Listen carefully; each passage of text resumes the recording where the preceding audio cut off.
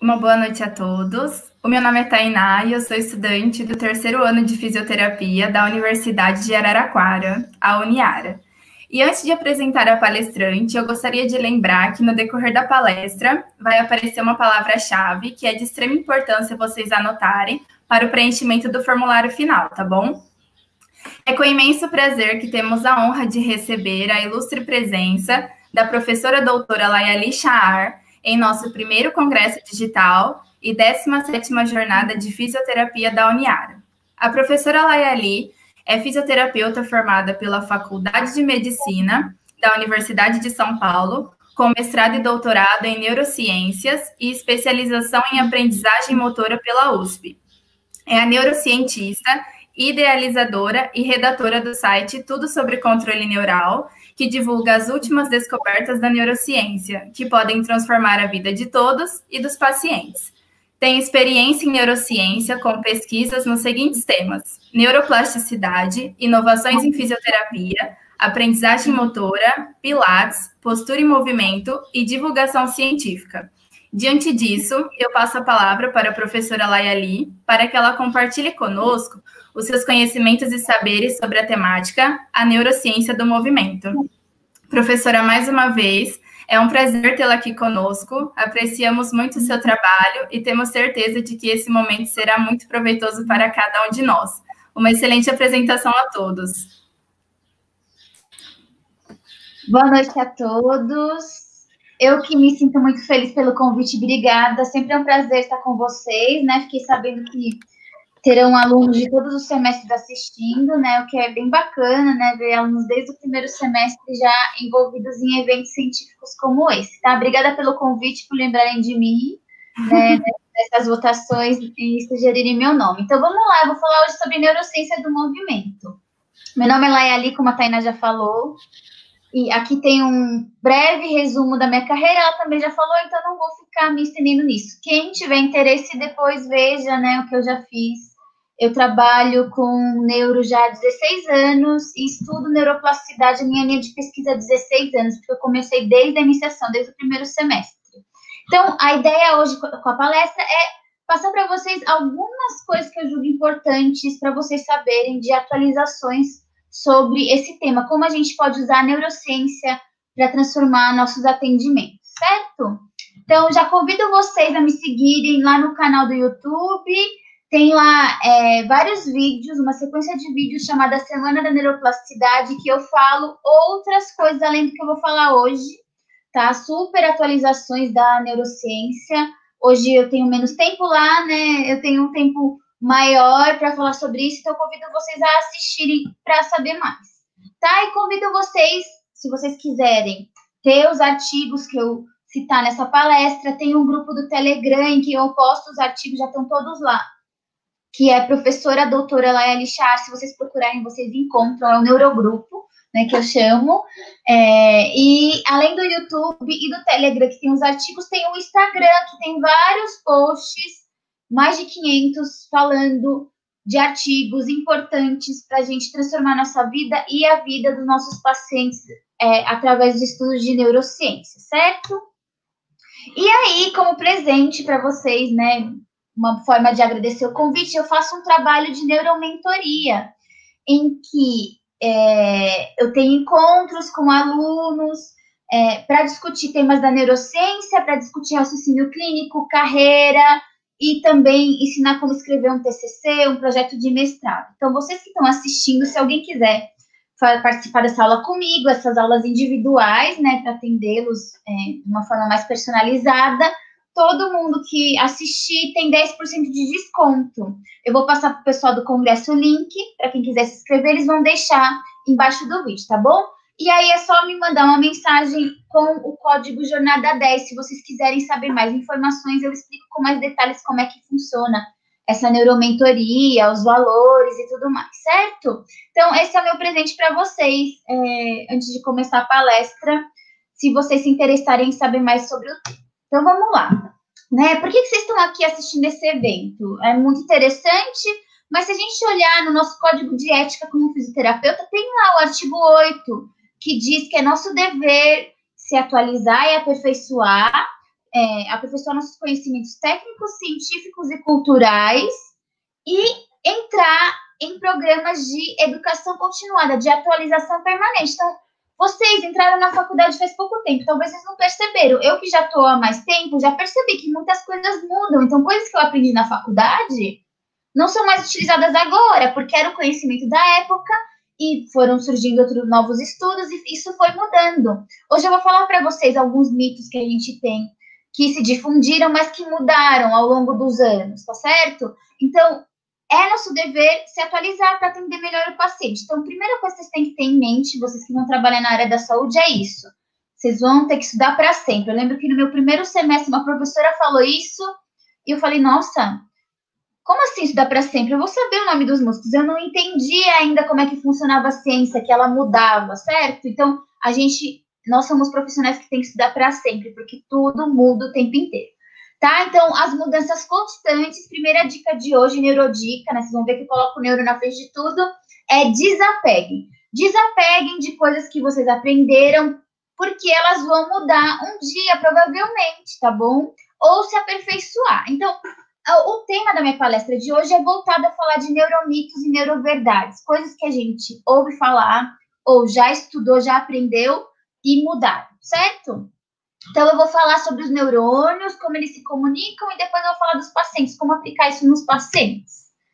Lembrando uma coisa importante, quando a gente fala de neurociência, né, uma área da ciência, a maior área da ciência considerada. Por quê? É nela que acontece o maior congresso do mundo. Antes da pandemia, ele era presencial e tinha 44 mil participantes. Vocês podem imaginar 44 mil pessoas no lugar assistindo palestras. É muita gente. É muita gente. Caberia no estádio de futebol. Então, a neurociência é uma área da ciência muito ampla. E ela estuda muitas coisas. Se vocês olharem lá no meu blog, tem posts de aprendizagem, de comportamento, de emoções. Hoje eu vou falar sobre neurociência do movimento, que está mais envolvida no nosso trabalho de fisioterapeuta, tá? E aí, vocês podem me perguntar, mas por que, Laeli, eu tenho que estudar neurociência? Né? Eu já sei atender o paciente, já sei o exercício. Então, por que é importante estudar neurociência? Porque se a gente entende o que está acontecendo no neurônio, a gente entende melhor a aplicação no paciente, como que aquele exercício está funcionando e a gente consegue transformar e aplicar melhor, dependendo do caso, né? Vocês vão aprender ao longo da faculdade que nada é uma receita de bolo para atender um paciente. A gente tem que ter um raciocínio clínico. E a neurociência nos ajuda com isso. Tem vários estudos super elegantes que eu vou mostrar aqui para vocês, alguns, que nos ajuda a escolher a melhor conduta com o paciente, a melhor avaliação.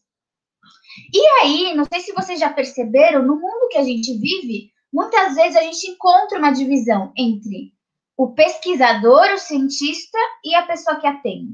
Então, mas será que deveria existir essa divisão?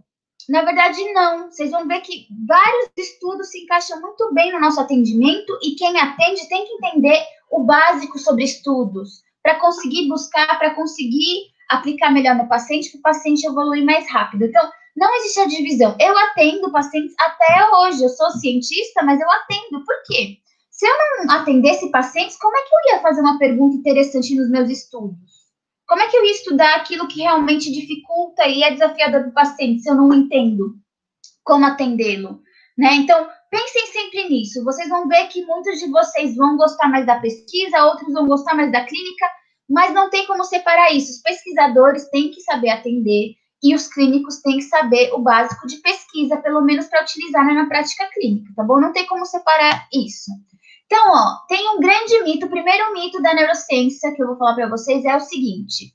A fisioterapia, não sei se vocês já ouviram, a fisioterapia é uma ciência nova, então tem poucos estudos de fisioterapia. Será que isso é verdade? Peguei uma estatística dos estudos de fisioterapia só falando sobre conduta, sobre exercícios. E olhem só da neuro, nós temos, essa estatística do ano passado, nós temos 7 mil artigos. Musculoesquelética, 12 mil. Vocês acham que é pouco? 7 mil artigos, 12 mil artigos? Não. Claro, nem todos os artigos são estudos de qualidade, mas muitos deles são.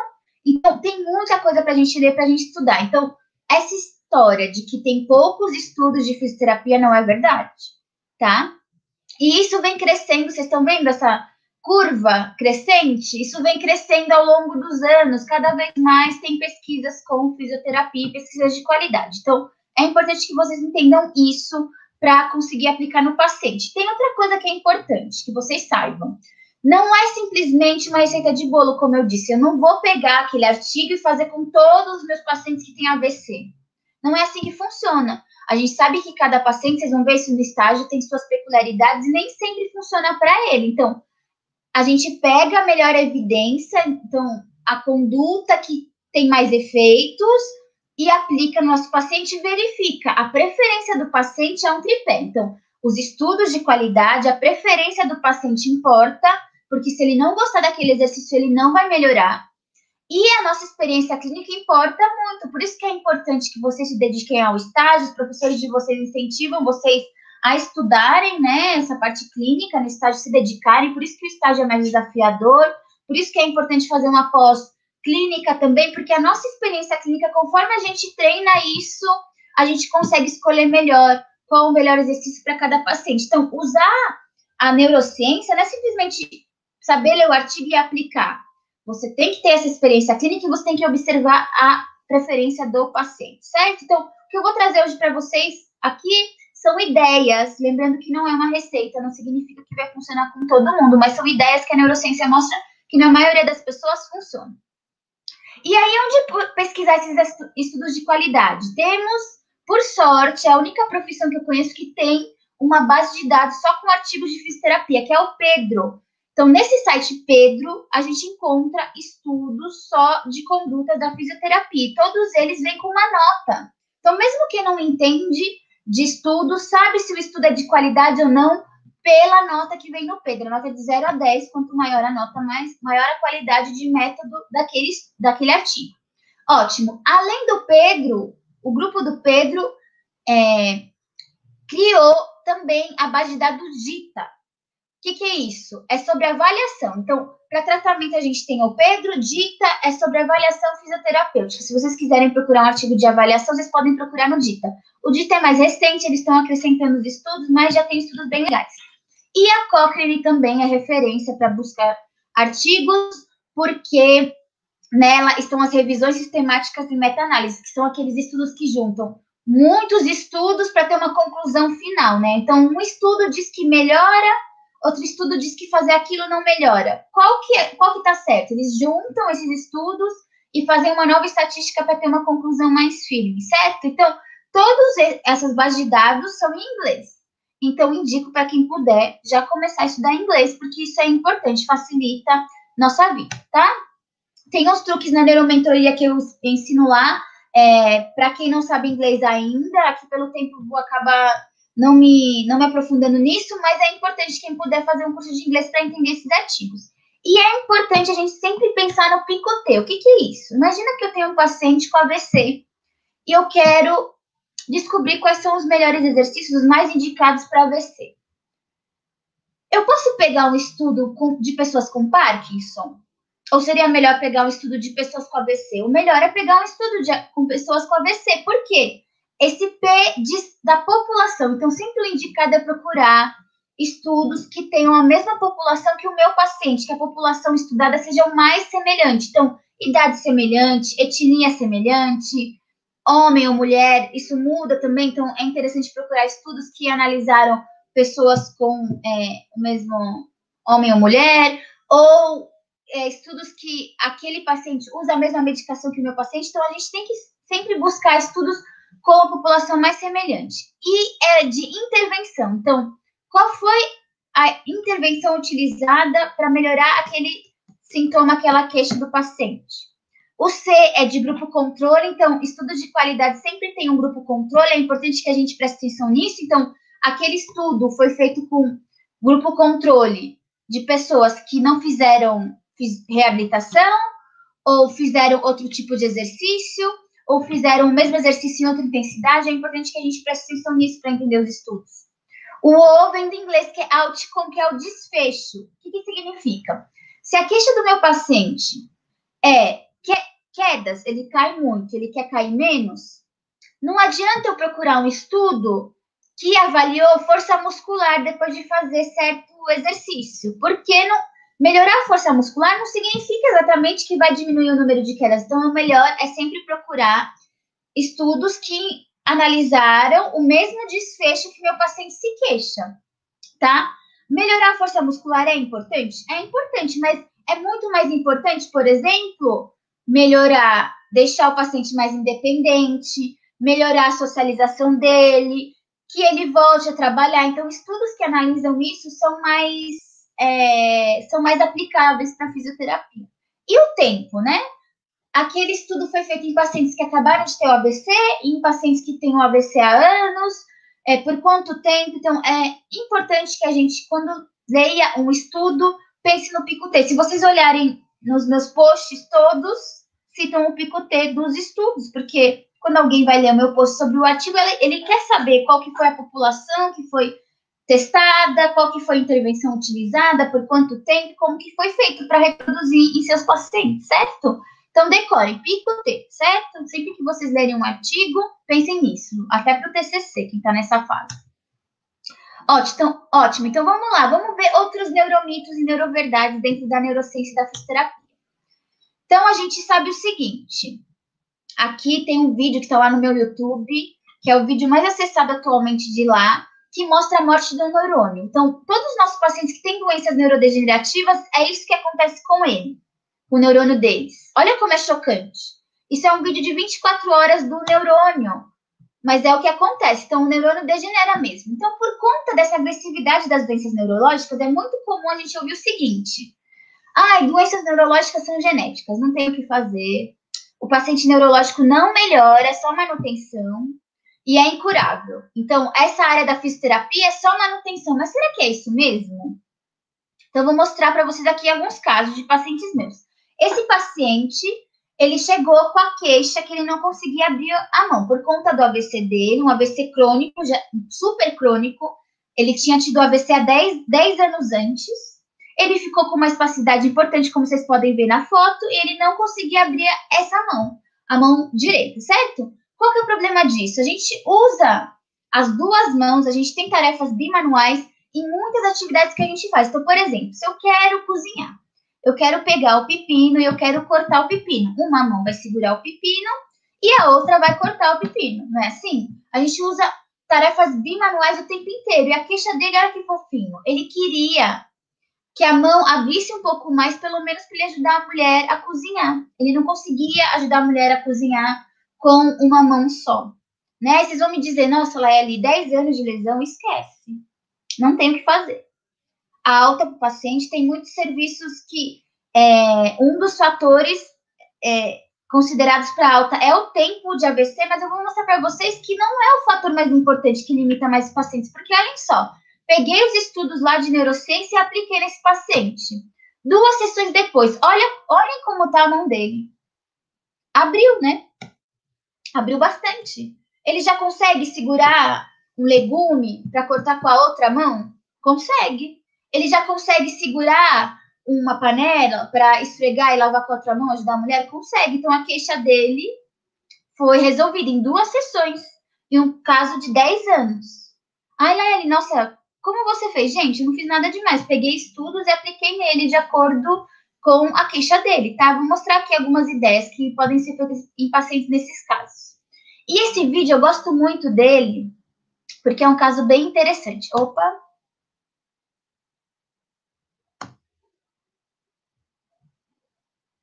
Esse vídeo é o caso de uma neurocientista que teve um AVC. Olhem só.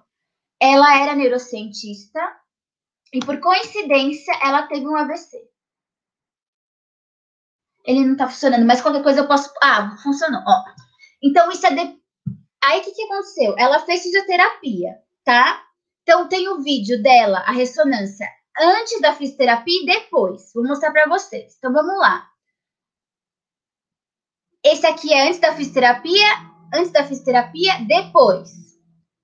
Antes da fisioterapia, depois. Vocês reparam que depois da fisioterapia fica mais colorido? Antes da fisioterapia, depois. Fica mais colorido. O que é esse colorido? É a comunicação entre os neurônios. Então, ela perdeu neurônios no hemisfério, que vocês podem ver pela imagem antes da fisioterapia, e a fisioterapia conseguiu reverter isso parcialmente, restaurar essas conexões. Então, isso é a prova daquelas fotos que eu mostrei para vocês, que é possível, sim, recuperar, apesar daquela morte neuronal que a gente viu no vídeo, tá? Esse é um vídeo, eu no hospital, eu gosto muito dessa área de neurointensivismo, com um paciente de lá, um AVC agudo, ele queria segurar um copo para tomar água sozinho, ele estava dependente da mulher para tomar água. Então, vocês sabem que o hospital é muito mais dinâmico, a gente teve 20 minutos para dar um exercício para ele. Isso é antes da fisioterapia e agora depois, no final, da mesma sessão. Ele já consegue tomar água no copo sozinho? Consegue. E olhem só, é um copo de plástico, que é mais difícil do que um copo... Desculpa, é um copo descartável, que é mais difícil do que um copo de plástico duro, porque requer mais controle para não amassar o copo. Então, é possível também recuperar uma lesão aguda? É possível. Ótimo. E para quem gostar de neuropediatria, né, que eu sei que muitos de vocês são neuropediatria lovers, tem também esse vídeo que ficou famoso, há uns 2, 3 anos atrás, é o casamento de uma fisioterapeuta pediátrica da neuro, em que o pajem dela foi um ex-paciente dela, que ela conheceu, ele não andava, e ela ensinou ele a andar de andador. Então, ele entrou sozinho com o andador, levando as alianças no casamento. Todo mundo se emociona, toda vez que eu vejo esse vídeo eu fico emocionada, porque é emocionante mesmo. Vocês imaginem, transformou a vida dele, né? Vocês podem pensar, mas tá de andador, mas ele já consegue andar sozinho. Ele já consegue se locomover dentro da casa dele e até mesmo em ambientes externos. Então, olhem como transformou a vida dele. Então, isso acontece em qualquer idade. Essa neuroplasticidade que eu vou falar mais dela, né? Essa recuperação pode acontecer em qualquer idade. Então, o que vocês acham depois de ver esses vídeos e fotos? Essas lesões neurológicas são genéticas?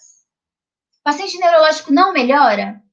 É só manutenção? É incurável? Não. Isso são mitos da neurociência. Claro, tem alguns casos que a gente não consegue reverter totalmente, tem doenças extremamente agressivas que são mais rápidas, mas a maioria dos casos que eu já atendi, que eu vejo meus alunos atendendo, que eu vejo meus colegas atendendo, sempre tem o que fazer, tá? Então, esse é o neuromito número 1, que fisioterapia na neuro é só manutenção. Né? Até a gente ouve alunos falando, eu não quero ir para neuro porque é só manutenção, a gente não faz muita diferença na vida do paciente. Mostrei para vocês vários vídeos que a gente faz diferença sim, e muita diferença.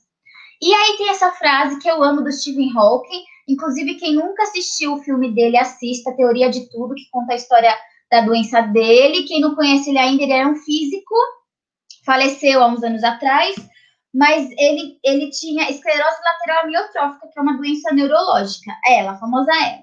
E uma das frases mais famosas dele, que eu uso nas minhas aulas o tempo inteiro, é o seguinte: enquanto houver vida, haverá esperança. E é verdade. Por quê? Enquanto há vida, há esperança. Então, não é porque o paciente é idoso ou tem AVC há 10 anos que eu vou desistir dele. Sempre há o que melhorar. Né? Não é manutenção. Sempre tem algum ponto para melhorar. Alguns têm mais limitações e outros têm menos. Mas sempre tem o que melhorar. Então, a gente tem que buscar no paciente os potenciais dele, não só as dificuldades dele. Então, apesar dessa lesão neural ser bastante agressiva, a gente tem como reverter parcialmente ou totalmente, dependendo do paciente.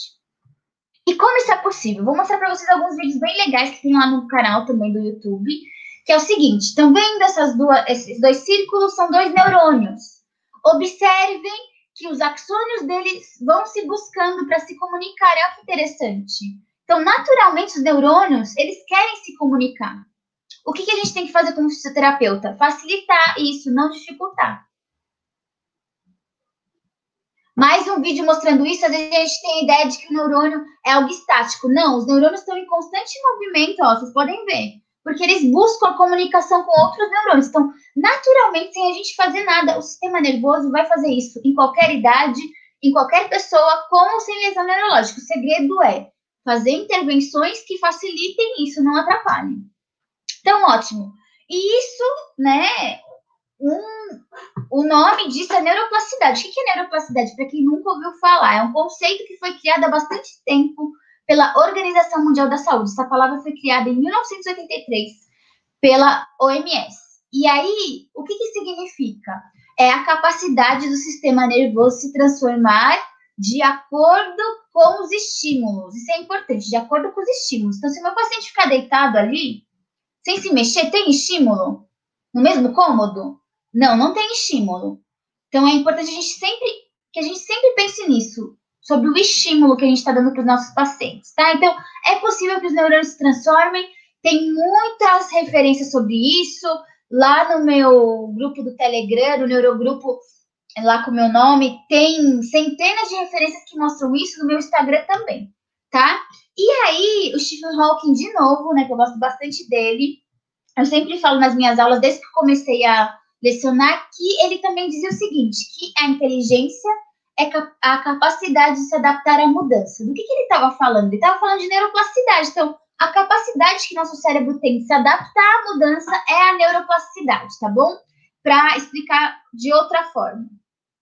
Então, ótimo. Quando eu entendo a neuroplasticidade, quando eu entendo o que acontece no neurônio, eu consigo escolher melhor as intervenções para o meu paciente, porque eu vou buscar intervenções justamente que estimulam a neuroplasticidade, o que é fundamental para nós. Isso vai fazer toda a diferença se o paciente melhorar ou não melhorar, melhorar rápido ou melhorar mais devagar.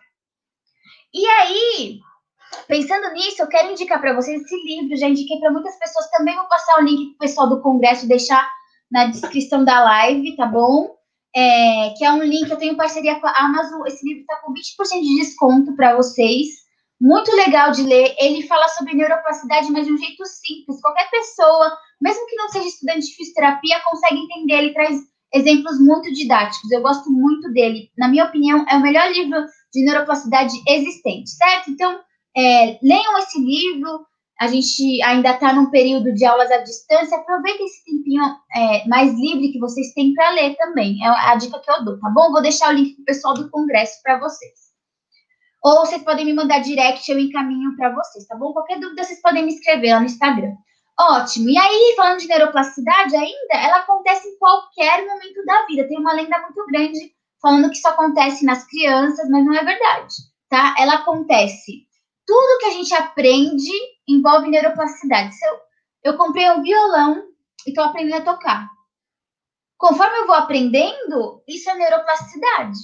Se eu aprendo uma nova modalidade esportiva, é aprendizado motor, é neuroplasticidade. Nosso paciente, quando ele se recupera após uma lesão, é neuroplasticidade. Nossa memória, se a gente lembra o nome das pessoas, é neuroplasticidade. Enfim, ela acontece em toda a vida, tá? O feto na barriga da mãe tem uma neuroplasticidade muito grande. Então, se a gente pegar os estudos que contaram isso, por minuto, cada feto ganha 250 mil novos neurônios. É muito neurônio novo, tá bom? Isso chama neurogênese, essa capacidade de ganhar novos neurônios. E aí, o que acontece? Esse daqui, da foto, é o Ramon e Cajal. Ele era um espanhol. Ele foi a primeira pessoa que estudou neurociência no mundo, por isso ele é considerado o pai da neurociência. Ele foi a primeira pessoa que pegou neurônios e conseguiu ver no microscópio e desenhou, inclusive, o logo lá do Instagram é um desenho de neurônios que ele fez, feito por ele, em 1928. Ele, na época, não tinha muita tecnologia, vocês veem, ele foi o primeiro que desenhou neurônio no microscópio. Ele imaginou que não existia neuroplasticidade, certo? Mas ele imaginou, ele era muito inteligente, só que ele imaginou que não existia neurogênese, na verdade, tá? Então, ele imaginou que no adulto não tinha novos neurônios. Mas não tinha como ele testar isso, porque não existia tecnologia na época.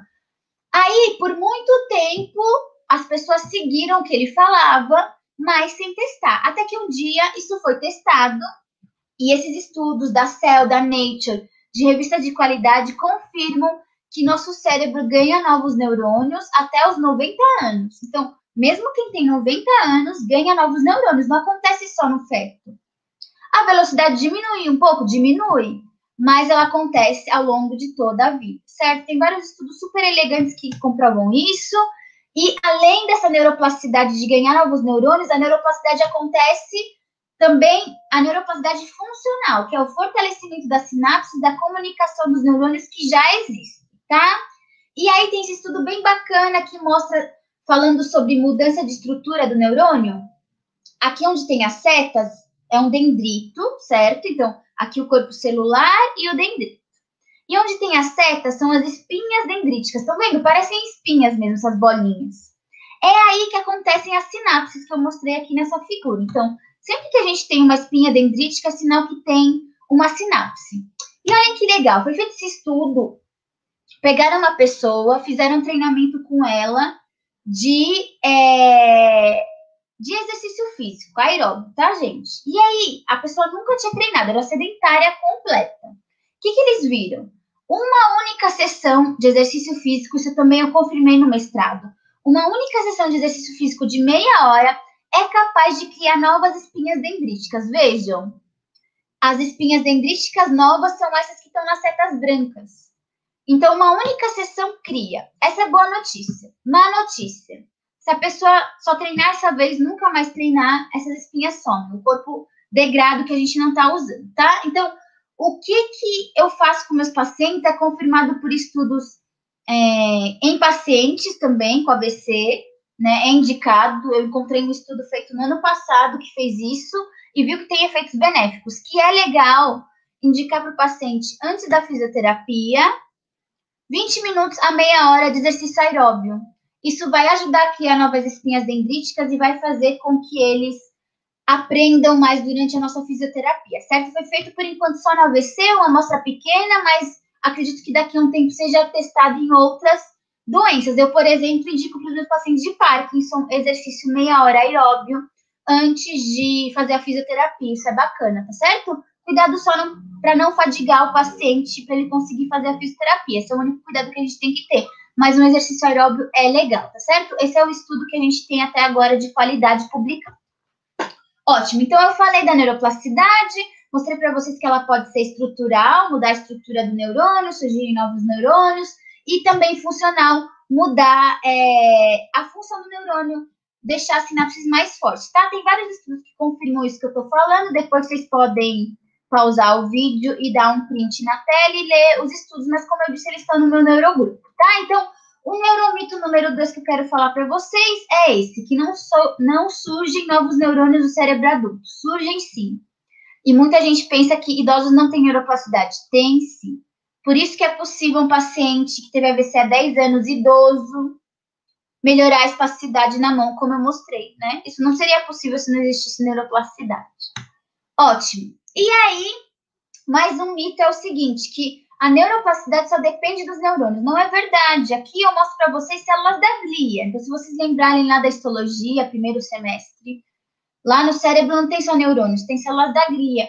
As células da glia, por muito tempo, achava-se que elas só apoiavam os neurônios, tinham função de estrutura, mas agora, cada vez mais, saem novos artigos mostrando que não. Elas têm papel fundamental na função dos neurônios e elas liberam uma série de hormônios que ajudam na neuroplasticidade, tá? Então, neuromito número 3, que a neuroplasticidade só depende dos neurônios. Células da glia são muito importantes também, inclusive tem várias doenças que a única alteração que acontece não é no neurônio, é nas células da glia. Ótimo, tá. Então vamos, né? Falei para vocês, prometi para vocês que ia falar dos neurônios, depois falar de paciente. Vamos falar um pouco de paciente. Então, vamos mostrar como a neurociência pode ajudar a gente a tratar melhor um paciente, fazer com que ele melhore mais rápido, tá? E evitar prejuízo. Então, imagina o seguinte, você tem um paciente com Parkinson. Então, eu vou deixar uma pergunta para vocês. Qual a primeira conduta que vocês fariam após uma avaliação com o paciente com Parkinson? Qual a primeira coisa que a maioria das pessoas faz? Virou praticamente um protocolo dentro da fisioterapia. Quem já viu vídeos por aí já deve ter visto. É o quê? Dupla tarefa, né? Virou praticamente protocolo de pacientes com Parkinson. Mas vamos ver se a dupla tarefa é realmente indicada para todos os pacientes com Parkinson. Vamos ver. O que aconteceu? Eu adoro controle motor, já dei curso sobre isso. Tenho neuromentoria com esse tema e já li esse livro de controle motor, inclusive indico para vocês, vou mandar também o link com desconto, tá certo?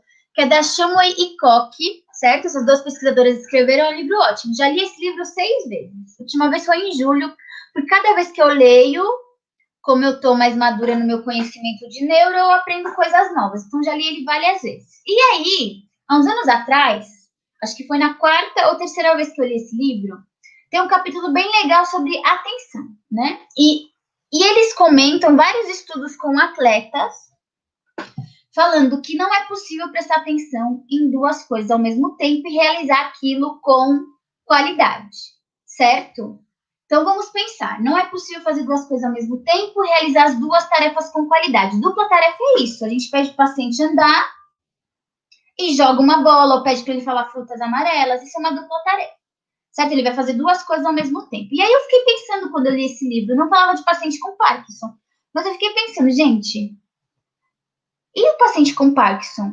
Eu tinha acabado de me formar quando eu li a terceira vez, né? E o paciente com Parkinson? Será que realmente é benéfico? E eu via que meus pacientes com Parkinson, eles ficavam bem atrapalhados quando a gente dava dupla tarefa. Então, comecei a procurar estudos com Parkinson. Tem até um post falando sobre isso. Quem quiser ler mais sobre isso, veja esse post.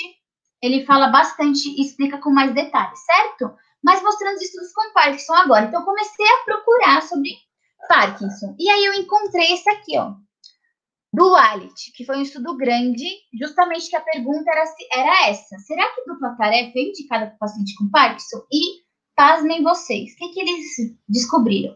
Que pacientes com Parkinson intermediário ou avançado, quando a gente dá dupla tarefa, eles caem mais. Eles caem mais, tanto em casa, como na fisioterapia. Por quê, gente? Não falei para vocês que é difícil fazer duas coisas ao mesmo tempo? É impossível, na verdade. A nossa atenção não tem como fazer. Então, se eu peço para o paciente andar e peço para ele pegar uma bola, ou peço para ele falar a tabuada do 9, ele vai prestar atenção na outra tarefa e o treino de marcha dele não vai ficar tão eficiente, tá bom? Em pacientes bem leves, a gente pode fazer dupla tarefa, mas vocês sabem, vocês já observaram que paciente bem leve é muito raro de encontrar na fisioterapia.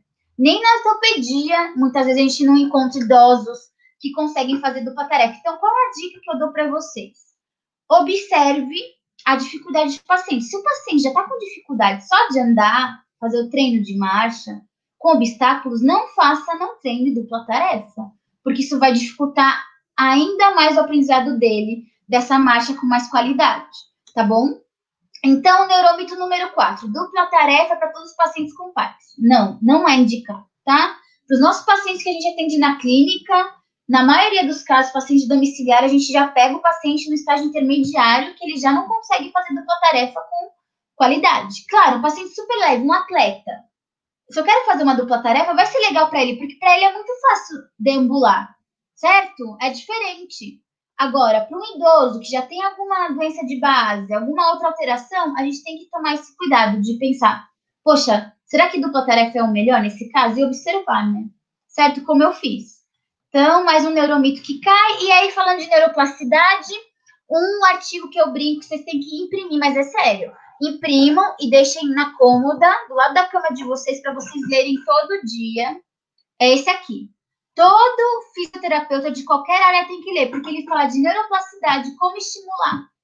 Tá certo? Tem 10 princípios nele, que aqui, pelo tempo, eu não vou conseguir falar de todos os princípios, mas ele fala os 10 princípios que toda fisioterapia, todo atendimento tem que ter para a neuroplasticidade acontecer. Por que eu falo de qualquer área? Porque, gente, na ortopedia, a gente atende pacientes com dor. Dor crônica, já tem vários estudos demonstrando que não tem mais a lesão muitas vezes lá. É mais algo, uma neuroplasticidade neural que ficou residual. Então, o paciente sente aquela dor. Certo? Então, todo mundo que estiver assistindo a jornada, independente da área que for seguir, leia, tá?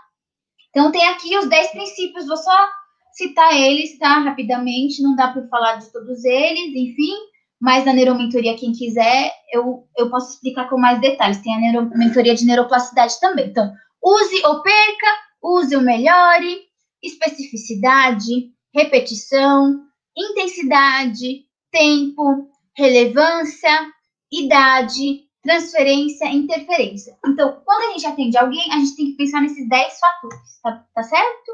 E aí vem a pergunta, gente, qual que é o tempo ideal de atendimento? Qual a intensidade ideal para a neuroplasticidade? Né? Vem sempre essa pergunta. Então, para responder isso, vocês têm que procurar estudos com a doença, a mesma doença de base do paciente. E tenham sempre na mente o seguinte, né? Que mais do que a doença, o que mais limita a neuroplasticidade é não seguir esses fatores, essas 10 regras da neuroplasticidade, certo? Os 10 princípios.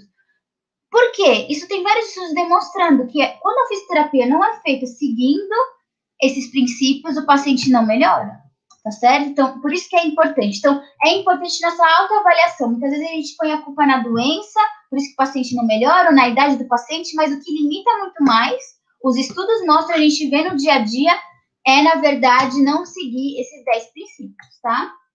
Então, a gente tem que fazer essa autoavaliação. Será que o jeito que eu estou atendendo meu paciente é realmente o melhor estímulo para ele?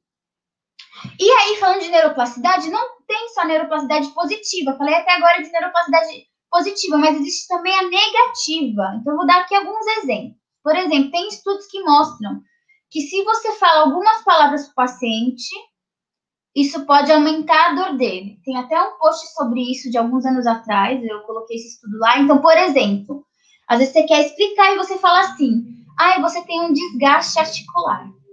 Esse estudo mostrou que quando você fala que o paciente tem um desgaste articular, ele já imagina o osso inteiro dele corroído. Então, isso faz com que tenha uma neuroplasticidade negativa, ele sente mais dor. Tá? Então, cuidado. Tem outros exemplos de neuroplasticidade negativa. Uma pessoa que já caiu demais, ela vai ter um trauma, ela vai ter mais medo de cair de novo do que alguém que nunca caiu. Né? Eu poderia ficar dando exemplo de neuroplasticidade negativa até amanhã. Mas o que é mais comum é, por exemplo, as compensações. Né? A gente não deve deixar o paciente fazer compensações, porque isso vai gerar uma neuroplasticidade negativa nele. Tá? Então, mais um neuromito. Fisioterapia sempre ajuda o paciente, não importa como ela é feita. Não é verdade. A gente tem que seguir princípios que são importantes para o tratamento. Isso não é só fisioterapia. Pode ser que tenha alunos da educação física me assistindo, da enfermagem, da nutrição, qualquer área da saúde. Se eu dou um estímulo para o paciente incorreto, isso pode atrapalhar, tá? E aí, como que a ciência pode nos ajudar? Nossa, Layali, me fala o melhor exercício. Qual que é a melhor técnica? Estou em dúvida que curso que eu faço, porque eu quero descobrir qual a melhor técnica para usar em todos os meus pacientes. Como é que funciona?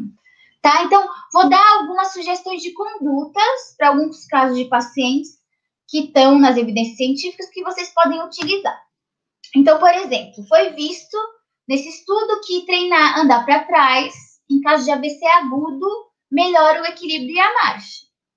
Certo? Talvez alguns de vocês já treinaram com o paciente andar para trás, mas talvez muitos não saibam que isso estimula a neuroplasticidade. Estimula, porque é uma tarefa que o paciente habitualmente não está acostumado. Outra coisa, né, aquela parte que a gente falou que é genético, não tem o que fazer, esse estudo mostrou que se todas as pessoas no mundo fizessem atividade física, o preconizado pela Organização Mundial da Saúde, que é meia hora por dia, imagina que todo mundo fizesse meia hora de exercício por dia, na intensidade adequada. Se todo mundo fizesse, 50% dos casos de Alzheimer não iria existir por conta da neuroplasticidade positiva. Então, metade das pessoas que têm Alzheimer, se elas tivessem feito exercício, elas não teriam. Olha que chocante isso. E a mesma coisa com o Parkinson. Para quem já tem Parkinson, se a pessoa faz meia hora por dia, 5 dias na semana, esse estudo mostrou que isso diminui a progressão da doença, então ela consegue viver por mais tempo com mais qualidade de vida. E outra coisa que a gente faz muito na fisioterapia, por vários motivos, né, circulatório, para melhorar o tônus, é descarga de peso, tá? Para melhorar a respiração. E esse estudo é bem bacana, porque ele mostrou que a descarga de peso provoca também a produção de novos neurônios, que é a neurogênese que eu falei para vocês na neuroplasticidade. Mais um motivo para colocar o paciente em pé, no hospital, fazer mobilização precoce, ou estimular a bipedestação em pacientes mais graves, né? É importante essa descarga de peso nos membros inferiores. E aí, para quem é fã de Pilates, a Tainá falou muito bem, né? Eu trabalho com Pilates já há muitos anos, ministro até cursos sobre isso, né? Também presenciais e online, falando da teoria do Pilates, né? E essa parte científica. E foram encontrados neurônios. No Pilates, a respiração é muito importante, tem uma forma específica de respirar. Foram encontrados neurônios que, ao fazer contração abdominal, né, que muitas vezes a gente treina no Pilates e com os pacientes neurológicos, eles diminuem o estresse. Por que é importante diminuir o estresse? Porque foi comprovado que o estresse causa mais morte neuronal, como eu mostrei para vocês naquele vídeo. Então, imagina um paciente que já tem uma doença neurológica e, além disso, ele está estressado, né? Então, o Pilates é uma forma de diminuir essa morte neuronal.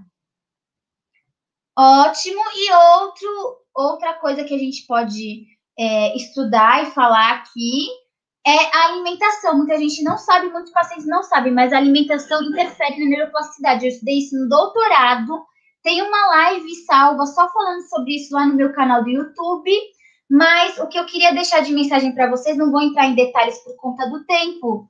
Tem alimentos que estimulam a neuroplasticidade, tem alimentos que prejudicam a neuroplasticidade dependendo da doença. Tem vários estudos sobre isso. Então, indiquem para os pacientes de vocês uma nutricionista que tenha esse conhecimento da área neurológica. É muito importante que a gente tenha esse trabalho multi. A gente, como fisioterapeuta, não pode indicar dieta, mas a gente pode perceber que a dieta do paciente não está adequada, de acordo com esses estudos, e encaminhá-lo para uma nutricionista, certo? Assistam a live, ela é bem interessante, ela fala de pessoas com lesão e sem lesão, como estimular a neuroplasticidade através dos alimentos. Eu falo desses estudos, tá bom? Tá lá no meu canal do YouTube.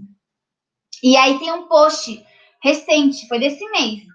Foi descoberto que uma substância da castanha de caju consegue regenerar neurônios lesionados. Então, olhem que descoberta importante. De repente, se eles conseguirem separar essa substância, pode se transformar num remédio, ou se eles descobrirem qual a quantidade de castanha de caju recomendada para que essa substância faça esse efeito, as nutricionistas podem indicar castanha de caju para os nossos pacientes, tá certo? Foi um estudo preliminar, mas achei legal compartilhar com vocês para vocês verem como a alimentação traz esperança para nós. Muitas vezes a gente pensa que é um remédio que vai curar essas doenças, que é uma cirurgia, que é algo super tecnológico. Mas não, vocês viram? Tudo que eu falei para vocês até agora são coisas simples que a gente pode fazer no dia a dia.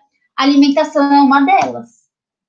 E aí tem essa dieta Mind, que ela diminui em 30% dos casos o desenvolvimento de demência pós-AVC. A gente sabe que pós-AVC é muito comum que os pacientes tenham demência.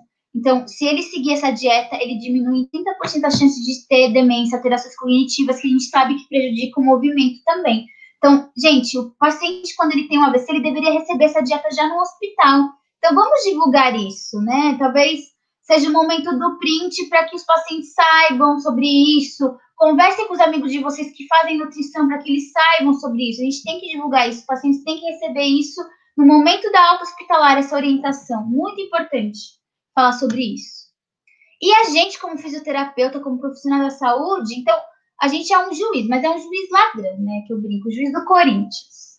Então, a gente ajuda o Corinthians, que é a neuroplasticidade, e não deixa o outro time agir, a morte celular agir, né? Então, tem a morte celular, mas a gente não pode favorecer ela através das nossas condutas, certo? Então, para isso é importante que a gente conheça a fundo e se atualize sobre neuroplasticidade, o que fazer, o que não fazer.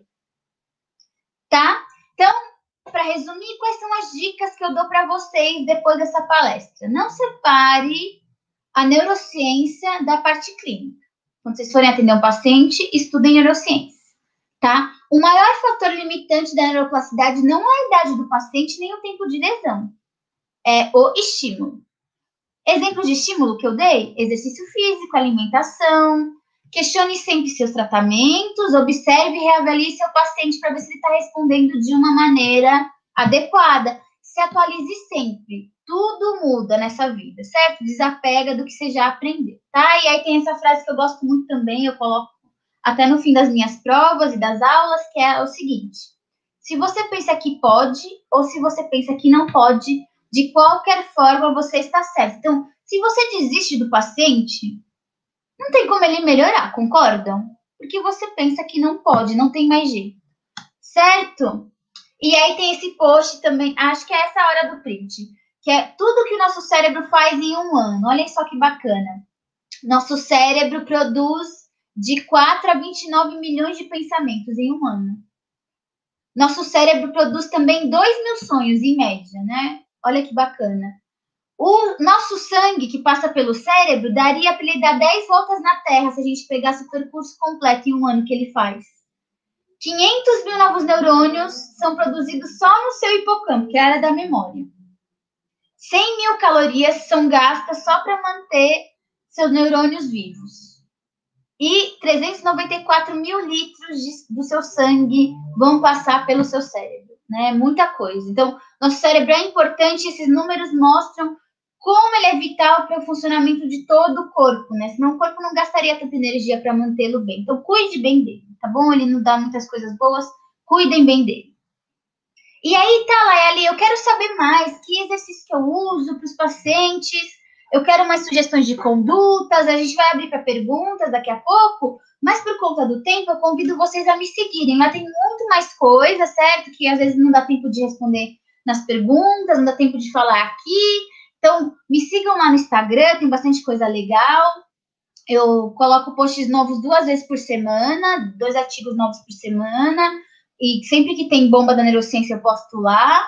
Tem no YouTube tantos vídeos de neurônios, vídeos assim que nos chocam também, porque a gente não costuma ver esses vídeos de laboratório no nosso dia a dia. Tem lá no meu YouTube, tem a Semana da Neuroplasticidade lá também, e tem a live sobre alimentação e neuroplasticidade, tá? E para vocês lerem os artigos na íntegra, convido vocês a darem join e participarem do meu neurogrupo, professora doutora Laeli Chaar, lá do Telegram, certo? O link está no meu Instagram do neurogrupo. Se vocês perderam algum link, algum código de desconto aqui que eu passei para vocês, vocês podem me mandar direct lá no Instagram. Eu passo para vocês com todo o prazer, certo? Ou até se depois vocês lembrarem de alguma pergunta, depois de uma semana da palestra, eu tô com uma dúvida, mandem as dúvidas lá, tá? Vai ser um prazer responder. E é isso, lembrando que quem participou aqui da jornada vai ter 10% de desconto se quiser participar da minha neuromentoria, né? É só me mandar esse código Jornada 10. Obrigada, gente. Obrigada, comissão organizadora, professores que me convidaram para participar dessa jornada. Para mim foi um prazer estar com vocês da Uniara, tá? Muito obrigada. Obrigada a você, Layali. Eu tenho certeza que todos puderam adquirir tantas neurodicas que você passou para a gente, né? E pela sua palestra, a gente percebe que a neuroplasticidade seria uma reeducação cerebral, né? Sim, com certeza. Não só para os pacientes, né? Muitas vezes a gente fica estudando neuroplasticidade e a gente esquece de estudar para nós, né? Também esse sentido. Então, por exemplo, quem faz terapia, que na minha opinião todo mundo deveria fazer, é uma neuroplasticidade que está acontecendo ali, né? Porque você quer mudar aquele comportamento que te faz mal, então você vai buscando soluções naquilo. Eu acho que você resumiu muito bem, é uma reeducação mesmo. Independente eu concordo com você. Você queira aperfeiçoar, é uma reeducação mesmo. Sim, e isso afirma, né, que nunca é tarde para a gente aprender, para a gente avançar, para evoluir como ser humano, né? Sim, eu gosto muito frase que eu falei, enquanto a vida é a esperança, que resume bem. Eu tenho alunos que se formaram com 70 anos e estão trabalhando na área e trabalham muito bem. Nunca é tarde. Nunca é tarde para nada. Às vezes, não, eu tenho alunos também o contrário, de 25 anos que mandam mensagem assim para mim. Eu queria fazer mestrado. Você acha que é tarde? Direto eu recebo essas perguntas. Olha gente, só. 25 anos. Quebrar esse tabu. É muito jovem. Eu acho que a gente se cobra muito das coisas e não vê esse potencial que a gente tem, né? É uma coisa cultural também, de achar que com a idade a gente perde esse potencial, mas tem esses mitos da ciência também, de achar que nosso cérebro só envelhece. Não é assim que funciona. Se vocês pensarem em vocês, tem coisas que a gente faz muito melhor agora do que quando eu era adolescente. Fato. Né? Com certeza. Nossa, Layeli foi demais, pelo menos assim para mim. Tenho certeza que para todos que estão assistindo. E em nome da comissão organizadora, eu gostaria de lhe agradecer pelo tempo disponibilizado, por tanta atenciosidade com a gente, e que todos esses aprendizados e neurodicas, eles possam instigar ainda mais a neuroplasticidade de cada um. E eu agradeço também a todos que estiveram presentes até aqui com a gente. E daqui 5 minutinhos a gente retorna para tirar as dúvidas que ficou da palestra da Layali, tá bom? Muito obrigada mais uma vez, Layali. Obrigada. E não, eu quero que vocês escutem o que eu falei na palestra e apliquem. Então, esse é o neurodesafio. Vocês vão me mandar foto, no direct, eu quero ver depois vocês aplicando. Tá bom? Eu gosto muito de receber isso, porque a gente às vezes estuda muito e esquece dessa parte, né? Então, vamos aplicar o que a gente estuda. Tá bom? Obrigada, viu, Tainá? Obrigada a todos os alunos. Para mim foi um prazer. Obrigada a você.